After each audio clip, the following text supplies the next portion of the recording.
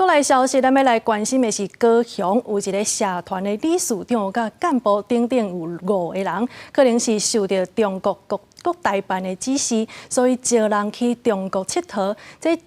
大甲交通全部拢免钱。伫即个旅游的期间，因阁要求讲，这个人其实一定要来支持特定的候选人。地检署是认为讲，这5个人违反着反渗透法，所以针对其中3个人申请羁押禁见。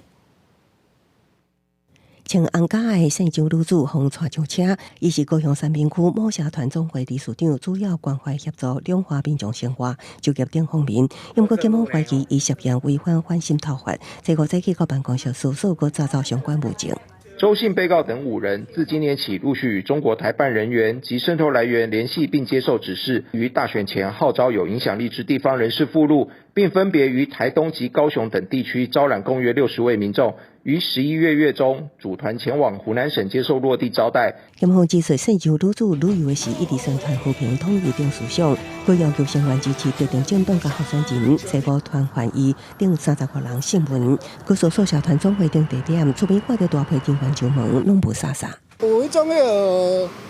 毋捌看过，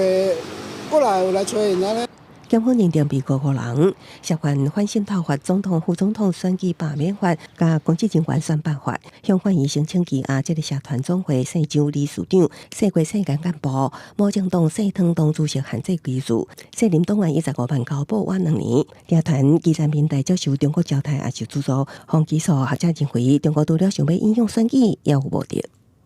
里长能够直接影响台湾的选举结果，这个机会是不大。但是话说回来，就是中方为什么还是愿意花这些钱，也是在建立他们的情报网，让中国的各级的政府对台湾的政治情报有更好的掌握。学者认为，中国多数会以大局为中等含糊的话语，暗示佮规避台湾法令，较歹认定受招待甲选举的直接关系，除非有真明确命令式的要求，才有可能证实相关人士反渗透。记者综合报道。